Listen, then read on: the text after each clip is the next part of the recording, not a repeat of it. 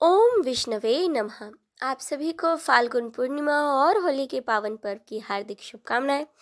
आज हम रसपान करेंगे श्री सत्यनारायण व्रत कथा का, तो चलिए शुरू करते हैं। एक बार नैमिषारण्य तीर्थ में 88,000 सौनकादि ऋषियों ने श्री सूत जी से पूछा, हे प्रभु, इस कलयुग में वेद विद्या रहित मनुष्यों को प्रभु भक्ति किस प्रकार मिल सकती है तथा उनका उद्धार कैसे होगा। हे मुनि श्रेष्ठ, ऐसा कोई तप बताइए जिससे थोड़े समय में ही पुण्य मिले और मनोवांछित फल भी मिल जाए। इस प्रकार की कथा सुनने की हम इच्छा रखते हैं। सर्वशास्त्रों के ज्ञाता सूत जी बोले, आप सभी ने प्राणियों के हित की बात पूछी है, इसीलिए मैं एक ऐसे श्रेष्ठ व्रत को आप लोगों को बताऊंगा जिसे नारद जी ने लक्ष्मी नारायण जी से पूछा था और लक्ष्मीपति ने मुनि श्रेष्ठ नारद जी से कहा था। आप सब इसे ध्यान से सुनिए। एक समय की बात है, देव ऋषि नारद दूसरों के हित की इच्छा के लिए अनेकों लोकों में घूमते हुए पृथ्वी लोक में आ पहुँचे। यहाँ उन्होंने अनेक योनियों में जन्मे प्राय सभी मनुष्यों को अपने कर्मों द्वारा अनेकों दुखों से पीड़ित देखा। उनका दुख देख नारद जी सोचने लगे कि कैसा यत्न किया जाए जिसके करने से निश्चित रूप से मानवों के दुख का अंत हो जाए। इसी विचार पर मनन करते हुए वह विष्णु लोक में गए। वहाँ वह देवों के ईश भगवान नारायण की स्तुति करने लगे, जिनके हाथों में शंख, चक्र, गदा और कमल का फूल था। गले में वरमाला पहने हुए थे। स्तुति करते हुए नारद जी बोले, हे भगवान, आप अत्यंत शक्ति से संपन्न हैं। मन तथा वाणी भी आपको नहीं पा सकती हैं। आपका आदि, मध्य और अंत नहीं है। निर्गुण स्वरूप सृष्टि के कारण भक्तों के दुख को दूर करने वाले आपको मेरा नमस्कार है। नारद जी की स्तुति सुन भगवान विष्णु बोले, हे मुनि श्रेष्ठ, आपके मन में क्या बात है? आप किस काम के लिए यहाँ पधारे हैं, उसे निसंकोच कहो। इस पर नारद मुनि बोले कि पृथ्वी लोक में अनेक योनियों में जन्मे मनुष्य अपने कर्मों के द्वारा अनेकों दुखों से दुखी हो रहे हैं। हे नाथ, आप मुझ पर दया रखते हैं, इसीलिए बताइए कि वो मनुष्य थोड़े ही प्रयास से अपने दुखों से कैसे छुटकारा पा सकते हैं। श्री हरि बोले, हे नारद, मनुष्यों की भलाई के लिए तुमने बहुत अच्छी बात पूछी है। जिसके करने से मनुष्य मोह से छूट जाता है, वह बात मैं कहता हूँ, उसे सुनो। स्वर्ग लोक व पृथ्वी लोक दोनों में एक दुर्लभ उत्तम व्रत है जो पुण्य देने वाला है। आज प्रेम वश होकर मैं तुमसे कहता हूँ, श्री सत्यनारायण भगवान का यह व्रत अच्छी तरह विधान पूर्वक करके मनुष्य तुरंत ही यहाँ सुख भोग कर अंत में मोक्ष को पाता है। भगवान श्री हरि के वचन सुन नारद जी बोले कि उस व्रत का फल क्या है और उसका विधान क्या है? यह व्रत किसने किया था? इस व्रत को किस दिन करना चाहिए? सब कुछ विस्तार से बताएं। नारद जी की बातें सुनकर श्री हरि बोले, दुख वह शोक को दूर करने वाला यह व्रत सभी स्थानों पर विजय दिलाने वाला है। मानव को भक्ति व श्रद्धा के साथ शाम को श्री सत्यनारायण भगवान की पूजा धर्म परायण होकर ब्राह्मणों व बंधुओं के साथ करनी चाहिए। भक्ति भाव से ही नैवेद्य, केले का फल, घी, दूध और गेहूं का आटा सवाया ले। गेहूं के स्थान पर साठी का आटा, शक्कर तथा गुड़ लेकर वह सभी भक्षण योग पदार्थों को मिलाकर भगवान को भोग लगाएं। ब्राह्मणों सहित बंधु बांधवों को भी भोजन कराएं। उसके बाद स्वयं भी भोजन करें। भजन कीर्तन के साथ भगवान की भक्ति में लीन हो जाएं। इस तरह सत्यनारायण भगवान का यह व्रत करने पर मनुष्य की सभी इच्छाएं निश्चित ही पूरी होती हैं। इस कलिकाल अर्थात कलयुग में पृथ्वी लोक में मोक्ष का यही एक सरल उपाय बताया गया है। इसी के साथ श्री सत्यनारायण कथा का प्रथम अध्याय संपूर्ण होता है। बोलिए श्री सत्यनारायण भगवान की जय। अब सुने दूसरा अध्याय। सूत जी बोले, हे ऋषियों, जिसने पहले समय में इस व्रत को किया था उसका इतिहास कहता हूँ। ध्यान से सुनो। सुंदर काशीपुरी नगरी में एक अत्यंत निर्धन ब्राह्मण रहता था। भूख प्यास से परेशान वह धरती पर घूमता रहता था। ब्राह्मणों के प्रेम से प्रेम करने वाले भगवान ने एक दिन ब्राह्मण का वेश धारण कर उसके पास जाकर पूछा, हे विप्र, नित्य दुखी होकर तुम पृथ्वी पर क्यों घूमते हो? दीन ब्राह्मण बोला, मैं निर्धन ब्राह्मण हूँ, भिक्षा के लिए धरती पर घूमता हूँ। हे भगवान, यदि आप इसका कोई उपाय जानते हो तो बताइए। वृद्ध ब्राह्मण कहता है कि सत्यनारायण भगवान मनोवांछित फल देने वाले हैं, इसीलिए तुम उनका पूजन करो। इसे करने से मनुष्य सभी दुखों से मुक्त हो जाता है। वृद्ध ब्राह्मण बनकर आए सत्यनारायण भगवान उस निर्धन ब्राह्मण को व्रत का सारा विधान बताकर वहां से अंतर्धान हो गए। ब्राह्मण मन ही मन सोचने लगा कि जिस व्रत को उस वृद्ध ब्राह्मण ने करने को कहा है मैं उसे जरूर करूँगा। यह निश्चय करने के बाद उसे रात में नींद नहीं आई। वह सवेरे उठकर सत्यनारायण भगवान के व्रत का निश्चय कर भिक्षा के लिए चला गया। उस दिन निर्धन ब्राह्मण को भिक्षा में बहुत सा धन मिला, जिससे उसने बंधु बांधवों के साथ मिलकर श्री सत्यनारायण भगवान का व्रत संपन्न किया। भगवान सत्यनारायण का व्रत संपन्न करने के बाद वह निर्धन ब्राह्मण सभी दुखों से छूट गया और अनेक प्रकार की संपत्तियों से युक्त हो गया। उसी समय से यह ब्राह्मण हर महीने इस व्रत को करने लगा। इस तरह से सत्यनारायण भगवान के व्रत को जो मनुष्य करेगा वह सभी प्रकार के पापों से छूटकर मोक्ष को प्राप्त होगा। जो मनुष्य इस व्रत को करेगा वह सभी दुखों से भी मुक्त हो जाएगा। सूत जी बोले, इस तरह से नारद जी से नारायण जी का कहा हुआ श्री सत्यनारायण व्रत को मैंने तुमसे कहा है। हे विप्रों, अब मैं और क्या कहूँ? ऋषि बोले, हे मुनिवर, संसार में उस विप्र से सुनकर और किस किसने इस व्रत को किया, हम सब इस बात को सुनना चाहते हैं। इसके लिए हमारे मन में अपार श्रद्धा का भाव है। सूत जी बोले, हे मुनियों, जिस जिसने इस व्रत को किया अब वह सुनो। एक समय वही विप्र धन व ऐश्वर्य के अनुसार अपने बंधु बांधवों के साथ इस व्रत को करने को तैयार हुआ। उसी समय एक लकड़ी बेचने वाला बूढ़ा आदमी आया और लकड़ियां बाहर रखकर अंदर ब्राह्मण के घर में गया। प्यास से दुखी वह लकड़हारा उनको व्रत करते देख विप्र को नमस्कार कर पूछने लगा कि आप यह क्या कर रहे हैं तथा इसे करने से क्या फल मिलेगा, कृपया मुझे भी बताएं। ब्राह्मण ने कहा कि सभी मनोकामनाओं को पूरा करने वाला यह सत्यनारायण भगवान का व्रत है। इनकी कृपा से ही मेरे घर में धन धान्य आदि की वृद्धि हुई है। विप्र से सत्यनारायण व्रत के बारे में जानकर लकड़हारा बहुत प्रसन्न हुआ। चरना अमृत लेकर वह प्रसाद खाने के बाद वह अपने घर गया। लकड़हारे ने अपने मन में संकल्प किया कि आज लकड़ी बेचने से जो धन मिलेगा उसी से श्री सत्यनारायण भगवान का उत्तम व्रत करूँगा। मन में इस विचार को ले बूढ़ा आदमी सिर पर लकड़ियाँ रखकर उस नगर में बेचने गया जहाँ धनी लोग ज़्यादा रहते थे। उस नगर में उसे अपनी लकड़ियों का दाम पहले से 4 गुना अधिक मिलता है।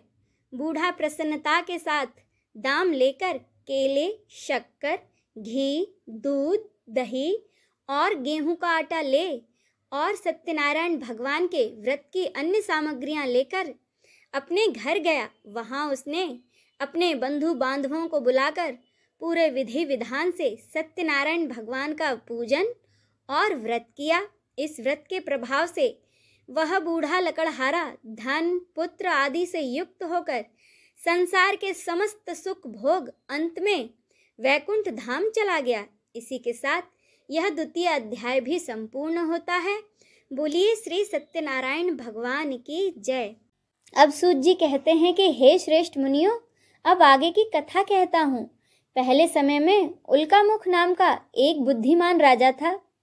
वह सत्य वक्ता और जितेंद्रिय था। प्रतिदिन देव स्थानों पर जाता और निर्धनों को धन देकर उनके कष्ट दूर करता था। उसकी पत्नी कमल के समान मुखवाली तथा सती साध्वी थी। भद्रशिला नदी के तट पर उन दोनों ने श्री सत्यनारायण भगवान का व्रत किया। उसी समय साधु नाम का एक वैश्य आया। उसके पास व्यापार करने के लिए बहुत सा धन भी था। राजा को व्रत करते देखकर वह बड़े ही विनम्रता से पूछने लगा, हे राजन, भक्ति भाव से पूर्ण होकर आप यह क्या कर रहे हैं? मैं सुनने की इच्छा रखता हूँ, तो आप मुझे बताएं। राजा बोला, हे साधु, अपने बंधु बांधवों के साथ पुत्र आदि की प्राप्ति के लिए एक महाशक्तिमान श्री सत्यनारायण भगवान का व्रत व पूजन कर रहा हूँ। राजा के वचन सुन साधु आदर से बोला, हे राजन, मुझे इस व्रत का सारा विधान कहिए। आपके कथनानुसार मैं भी इस व्रत को करूँगा। मेरी भी संतान नहीं है और इस व्रत को करने से निश्चित रूप से मुझे भी संतान की प्राप्ति होगी। राजा से व्रत का सारा विधान सुन व्यापार से निवृत्त हो वह अपने घर गया। साधु वैश्य ने अपनी पत्नी को संतान देने वाले इस व्रत का वर्णन कह सुनाया और कहा कि जब मेरी संतान होगी तब मैं इस व्रत को करूँगा। साधु ने इस तरह के वचन अपनी पत्नी लीलावती से कहे। एक दिन लीलावती अपने पति के साथ आनंदित हो सांसारिक धर्म में प्रवृत्त होकर सत्यनारायण भगवान की कृपा से गर्भवती हो गई। 10वें महीने में उसके गर्भ से एक सुंदर कन्या ने जन्म लिया। दिनों दिन वह ऐसे बढ़ने लगी जैसे कि शुक्ल पक्ष का चंद्रमा बढ़ता है। माता पिता ने अपनी कन्या का नाम कलावती रखा। एक दिन लीलावती ने मीठे शब्दों में अपने पति को याद दिलाया कि आपने सत्यनारायण भगवान के जिस व्रत को करने का संकल्प किया था उसे करने का समय आ गया है, आप इस व्रत को करिए। साधु बोला, हे प्रिय, इस व्रत को मैं उसके विवाह पर करूँगा। इस प्रकार अपनी पत्नी को आश्वासन देकर वह नगर को चला गया। साधु ने एक बार नगर में अपनी कन्या को सखियों के साथ देखा तो तुरंत ही दूत को बुलाया और कहा कि मेरी कन्या के योग्य वर देख कर आओ। साधु की बात सुनकर दूत कंचन नगर में पहुंचा और वहां देखभाल कर लड़की के सुयोग्य वाणिक पुत्र को ले आया। सुयोग्य लड़के को देख साधु ने बंधु बांधवों को बुलवाकर अपनी पुत्री का विवाह कर दिया। लेकिन दुर्भाग्य की बात यह है कि साधु ने अभी भी श्री सत्यनारायण भगवान का व्रत नहीं किया। इस पर श्री सत्यनारायण भगवान क्रोधित हो गए और श्राप दिया कि साधु को अत्यधिक दुख मिले। अपने कार्य में कुशल साधु बनिया अपने जमाई को लेकर रत्नासारपुर नगर में गया। वहां जाकर दामाद ससुर दोनों मिलकर चंद्रकेतु राजा के नगर में व्यापार करने लगे। एक दिन भगवान सत्यनारायण की माया से एक चोर राजा का धन चुराकर भाग रहा था। उसने राजा के सिपाहियों को अपना पीछा करते देख चुराया हुआ धन वहां रख दिया जहां साधु अपने जमाई के साथ ठहरा हुआ था। राजा के सिपाहियों ने साधु वैश्यों के पास राजा का धन पड़ा देखा तो वह ससुर जमाई दोनों को बांधकर प्रसन्नता से राजा के पास ले गए और कहा कि उन दोनों चोरों को हम पकड़ लाए हैं, आप आगे की कार्रवाई की आज्ञा दें। राजा की आज्ञा से उन दोनों को कठिन कारावास में डाल दिया गया और उनका सारा धन भी उनसे छीन लिया गया। श्री सत्यनारायण भगवान के श्राप से साधु की पत्नी भी बहुत दुखी हुई। घर में जो धन रखा था उसे चोर चुरा ले गए। शारीरिक तथा मानसिक पीड़ा व भूख प्यास से अति दुखी हो अन्न की चिंता में कलावती एक ब्राह्मण के घर गई। वहां उसने श्री सत्यनारायण भगवान का व्रत होते देखा, फिर कथा भी सुनी। वह प्रसाद ग्रहण कर वह रात को घर वापस आई। माता ने कलावती से पूछा, हे पुत्री, अब तक तुम कहाँ थी? तेरे मन में क्या है? तब कलावती ने अपनी माता से कहा कि माता, मैंने एक ब्राह्मण के घर में श्री सत्यनारायण भगवान का व्रत देखा है। कन्या के वचन सुन लीलावती भगवान के पूजन की तैयारी करने लगी। लीलावती ने परिवार व बंधुओं सहित सत्यनारायण भगवान का पूजन किया और उनसे वर मांगा कि मेरे पति तथा जमाई शीघ्र ही घर आ जाएं। साथ ही यह भी प्रार्थना की कि हम सबका अपराध क्षमा करें। श्री सत्यनारायण भगवान इस व्रत से संतुष्ट हो गए और राजा चंद्रकेतु को सपने में दर्शन देकर कहा, हे राजा, तुम उन दोनों वैश्यों को छोड़ दो और तुमने उनका जो धन लिया है उसे वापस कर दो। अगर ऐसा नहीं किया तो मैं तुम्हारा धन, राज्य व संतान सभी को नष्ट कर दूंगा। राजा को यह सब कहकर भगवान अंतर्धान हो गए। प्रातःकाल सभा में राजा ने अपना सपना सुनाया। फिर बोले कि वणिक पुत्रों को कैद से मुक्त कर सभा में ले आओ। दोनों ने आते ही राजा को प्रणाम किया। राजा मीठी वाणी में बोला, हे महाअनुभवों, भाग्यवश ऐसा कठिन दुख तुम्हें प्राप्त हुआ है, लेकिन अब तुम्हें कोई भय नहीं है। ऐसा कहकर राजा ने उन दोनों को नए वस्त्र आभूषण भी पहनाए और जितना धन उनसे लिया था उससे दुगना धन वापस कर दिया। दोनों वैश्य अपने घर की ओर चल दिए। बोलो श्री सत्यनारायण भगवान की जय। सूत जी बोले, वैश्य ने मंगलाचार कर अपनी यात्रा शुरू की और अपने नगर की ओर चल दिया।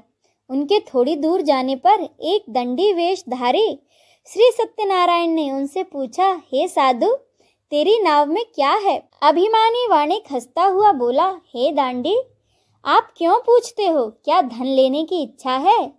मेरी नाव में तो बेल व पत्ते भरे हुए हैं। वैश्य के कठोर वचन सुन भगवान बोले, तुम्हारा वचन सत्य हो। दांडी ऐसे वचन कह वहां से दूर चले गए। कुछ दूर जाकर समुद्र के किनारे बैठ गए। दांडी के जाने के बाद साधु वैश्य ने नित्य क्रिया के बाद नाव को ऊपर उठते देखकर अचंबा माना और नाव में बेल पत्ते आदि देखकर वह बेहोश हो जमीन पर गिर गया। उसकी मूर्छा खुलने पर वह अत्यंत शोक में डूब गया।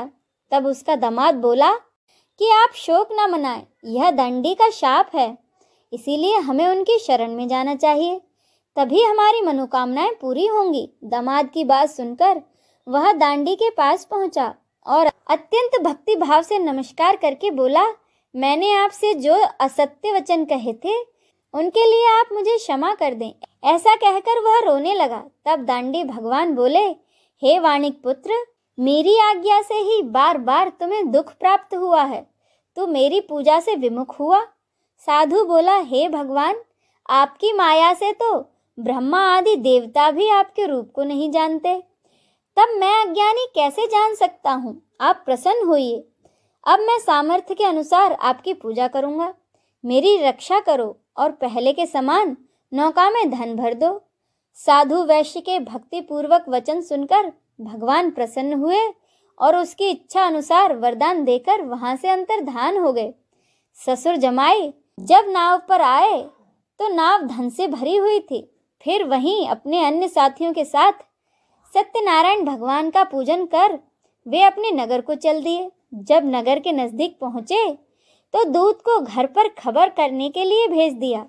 दूत साधु की पत्नी को प्रणाम कर कहता है कि मालिक अपने दामाद सहित नगर के निकट आ गए हैं। दूत की बात सुन साधु की पत्नी लीलावती ने बड़े हर्ष के साथ सत्यनारायण भगवान का पूजन कर अपनी पुत्री कलावती से कहा कि मैं अपने पति के दर्शन को जाती हूँ, तुम कार्य पूर्ण कर शीघ्र ही आ जाना। माता के ऐसे वचन सुन कलावती जल्दी में प्रसाद छोड़ अपने पति के पास चली गई। प्रसाद की अवज्ञा के कारण श्री सत्यनारायण भगवान रुष्ट हो गए और नाव सहित उसके पति को पानी में डुबो दिया। कलावती अपने पति को वहां न पाकर रोती हुई जमीन पर गिर गई। नौका को डूबा हुआ देख व कन्या को रोता हुआ देख साधु दुखी होकर बोला कि हे भगवान, मुझसे या मेरे परिवार से जो भूल हुई है उसे क्षमा करें। साधु के दीन वचन सुनकर श्री सत्यनारायण भगवान प्रसन्न हो गए और आकाशवाणी हुई, हे साधु, तेरी बेटी मेरे प्रसाद को छोड़कर आई है, इसीलिए उसका पति गायब हो गया है। यदि वह घर जाकर प्रसाद खाकर लौटती है तो इसका पति अवश्य ही मिलेगा। ऐसी आकाशवाणी सुन कलावती घर पहुंचकर प्रसाद खाती है और फिर आकर अपने पति के दर्शन करती है। उसके बाद साधु अपने बंधु बांधवों सहित श्री सत्यनारायण भगवान का विधि विधान से पूजन करता है और इस लोक का सुख भोग अंत में स्वर्ग को जाता है। बोलिए श्री सत्यनारायण भगवान की जय। आगे सूत जी कहते हैं कि हे ऋषियों, मैं और भी एक कथा सुनाता हूँ, उसे भी ध्यानपूर्वक सुनो। प्रजा पालन में लीन तुंगध्वज नामक एक राजा था। उसने भी भगवान का प्रसाद त्याग कर बहुत ही दुख सहा था। एक बार वन में जाकर वन्य पशुओं को मारकर वह बड़ के पेड़ के नीचे आया। वहां उसने ग्वालों को भक्ति भाव से अपने बंधुओं सहित सत्यनारायण भगवान का पूजन करते देखा। अभिमानवश राजा ने उन्हें देखकर भी पूजा स्थान में नहीं गया और ना ही उसने भगवान को नमस्कार किया। ग्वालों ने राजा को प्रसाद दिया, लेकिन उसने वह प्रसाद नहीं खाया और प्रसाद को वहीं छोड़कर वह अपने नगर को चला गया। जब वह अपने नगर में पहुंचा तो वहां सब कुछ तहस नहस हुआ पाया, तो वह शीघ्र ही समझ गया कि यह सब भगवान ने ही किया है। वह दोबारा ग्वालों के पास पहुंचा और विधि पूर्वक पूजा करके प्रसाद खाया तो श्री सत्यनारायण भगवान की कृपा से सब कुछ पहले जैसा हो गया और दीर्घ काल तक सुख भोगने के बाद अंत में उसे स्वर्ग लोक की प्राप्ति हुई। कहते हैं जो मनुष्य परम दुर्लभ इस व्रत को करेगा तो भगवान सत्यनारायण की अनुकंपा से उसे धन धान्य की प्राप्ति होगी, निर्धन धनी हो जाता है और भय मुक्त हो जीवन जीता है। संतानहीन मनुष्य को संतान सुख मिलता है और सारे मनोरथ पूर्ण होने पर मानव अंत काल में वैकुंठ धाम को जाता है। सूत जी बोले, जिन्होंने पहले इस व्रत को किया है अब उनके दूसरे जन्म की कथा सुनो। वह कहता हूँ, वृद्ध ब्राह्मण ने सुदामा का जन्म लेकर मोक्ष की प्राप्ति की। लकड़हारे ने अगले जन्म में निषाद बनकर मोक्ष प्राप्त किया। उल्कामुख नाम का राजा दशरथ होकर वैकुंठ धाम को गया। साधु नाम के वैश्य ने मोर ध्वज बनकर अपने पुत्र को आरे से चीरकर मोक्ष पाया। महाराज तुंगध्वज ने स्वयंभू होकर भगवान में भक्ति युक्त हो कर्म कर मोक्ष पाया। इसी के साथ यह कथा संपूर्ण होती है। बोलिए सत्य स्वरूप सत्यनारायण भगवान की जय। हर हर महादेव।